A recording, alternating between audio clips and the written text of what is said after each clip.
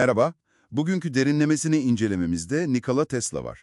Daha doğrusu onun belki de en iddialı projelerinden biri, Wardenclyffe Kulesi. Evet, yani küresel kablosuz iletişim, hatta enerji. Böyle bir hayal. Aynen. Elimizdeki kaynaklar da bu.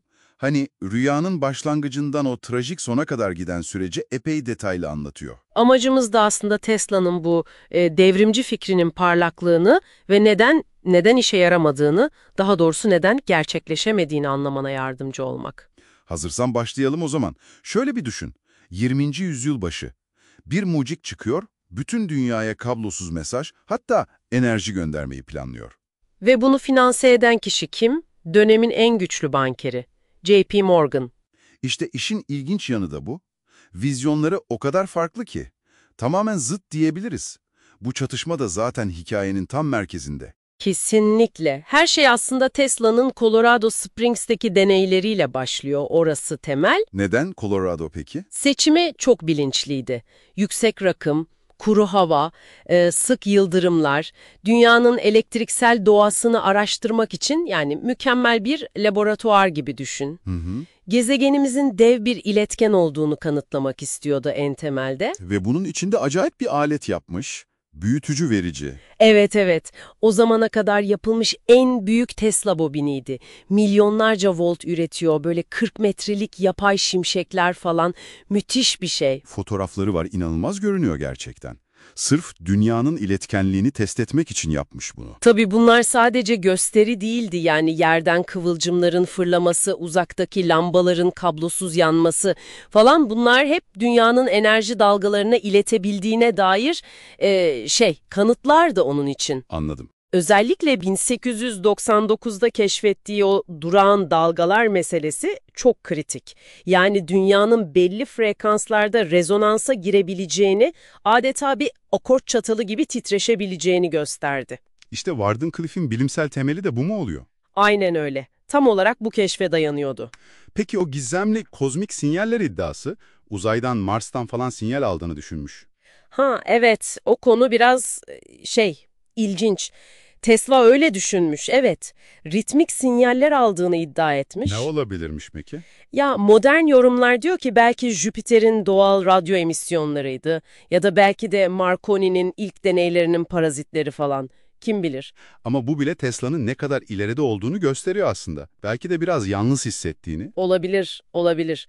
İşte Colorado'daki bu bulgularla New York'a dönüyor Tesla ve projesini hayata geçirmek için J.P. Morgan'ın kapısını çalıyor. Stratejik davranıyor ama değil mi? Kesinlikle. Sunumunda asıl hedefi olan kablosuz güç iletimini biraz geri planda tutuyor. Morgan için daha çekici olan kablosuz iletişim potansiyelini öne çıkarıyor. Bu da Morgan'ın kontrolündeki telgraf endüstrisine doğrudan bir meydan okuma aslında. Tabii. Morgan'ı ikna oluyor bir şekilde ve 150 bin dolarlık bir yatırım yapıyor. O zaman için çok ciddi para. Ama kontrolü de elden bırakmıyor. Hiç. Anlaşma gereği projenin ve ilgili tüm patentlerin %51'ini alıyor. Yani bu bir ortaklık değil de sanki fikri mülkiyetin devri gibi bir durum. Anladım. Morgan sonuçta istikrar ve kar peşinde. Tesla ise dünyayı değiştirecek bir devrim arıyor. İşte temel felsefi ayrılık tam da burada yatıyor. Tesla için teknoloji insanlığa ücretsiz, sınırsız enerji sağlamak için bir araç. Morgan içinse Morgan içinse kontrol edilmesi ve tabii ki paraya dönüştürülmesi gereken bir yatırım. o meşhur sayacı nereye takacağız sorusu da buradan mı çıkıyor? Aynen. Tesla'nın ücretsiz enerji hayalini açıkladığında Morgan'ın sorduğu iddia edilen soru bu.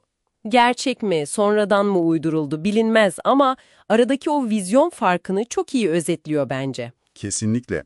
Neyse, bu gergin finansmanla Wardenclyffe Kulesi Long Island'da yükselmeye başlıyor.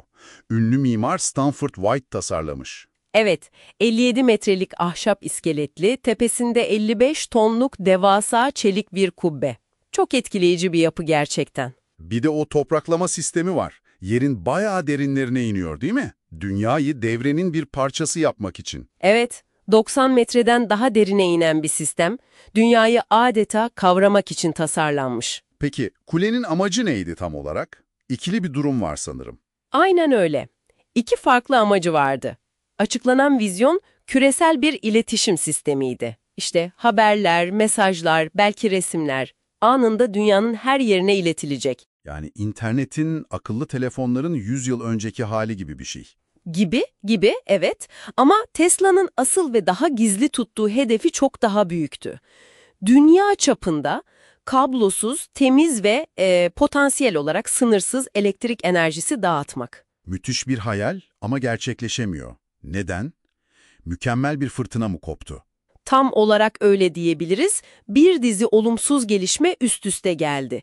Bir kere Aralık 1901'de Marconi'nin başarısı var. Atlantik üzerinden sinyal gönderiyor. Evet, basit bir radyo sinyali ama Tesla'nın iletişim hedefini daha basit ve daha ucuza gerçekleştirebileceğini gösteriyor. Bu da Morgan'ın projeye bakışını epey değiştiriyor tabii. Riskli görmeye başlıyor. Aynen. Üstelik Tesla, projeyi Morgan'a tam olarak açmadan gizlice güç iletimini de kapsayacak şekilde genişletince bütçede aşıyor. Morgan da ek para vermiyor. Vermeyi reddediyor. Bir de üstüne 1903'teki Wall Street mali krizi eklenince yatırımcılar zaten iyice riskten kaçınır hale geliyor. Anladım. Yani hem para bitti, hem rakip çıktı, hem de piyasalar kötüleşti. Ve tabii en temelde Tesla'nın o esnek, deneysel, bilimsel yaklaşımıyla Morgan'ın katı kar odaklı iş anlayışı bir türlü uyuşmadı. Çatıştılar sürekli. Sonuç acı oldu galiba. Maalesef. Morgan desteğini tamamen çekti, Tesla başka fon bulamadı ve proje 1906'da terk edildi. Kule ne oldu peki? O görkemli kule 1917'de Tesla'nın borçları yüzünden yıkıldı. Hurda değeri olarak da yani komik bir para 1.750 dolar falan elde edildi anca. Çok yazık olmuş. Savaş zamanı casusluk iddiaları falan da vardı galiba. Evet, öyle söylentiler çıktı ama pek aslı yok gibi. Asıl neden tamamen finansal çıkmazdı. Peki, Wardenclyffe fiziksel olarak başarısız oldu ama bir mirası kaldı mı? Kesinlikle kaldı. Yani Tesla'nın oradaki çalışmaları, rezonans ve kablosuz iletim üzerine yaptığı işler, bugün kullandığımız birçok teknolojinin, mesela kablosuz şarjın falan temelini attı. Radyonun mucidi olduğu da sonradan tescillendi değil mi? Evet. Ölümünden sonra ABD Yüksek Mahkemesi, radyonun mucidinin aslında Tesla olduğunu resmen kabul etti. Ve bugün Long Island'daki o laboratuvar alanı korunuyor, bir bilim merkezi olmuş. Aynen. Tesla Bilim Merkezi olarak Tesla Science Center, onun mirasını yaşatmaya çalışıyorlar. Wardenclyffe'in hikayesi gerçekten de o saf yenilikçilikle ticari gerçekler arasındaki gerilimin yani zamansız bir örneği gibi. Çok çarpıcı bir örnek. Ve bu durum ister istemez şu soruyu akla getiriyor, değil mi? Acaba günümüzde sırf kısa vadede sayacı nereye takacağımızı bilmediğimiz için... Ya da kar modelini hemen göremediğimiz için... Aynen. Hangi büyük, potansiyel olarak dünyayı değiştirebilecek fikirler göz ardı ediliyor veya yeterince desteklenmiyor? İşte bu soruyu da sana düşünmen için bırakalım.